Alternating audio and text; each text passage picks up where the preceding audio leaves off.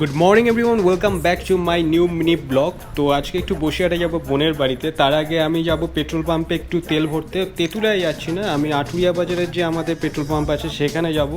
জানি না তেল আবার পাওয়া যায় কি না, কেননা ওখানে বেশিরভাগ সময় তো তেল পাওয়া যায় না জানি। তো যাই হোক, বেরিয়ে পড়েছি এখন পেট্রোল পাম্পের দিকে।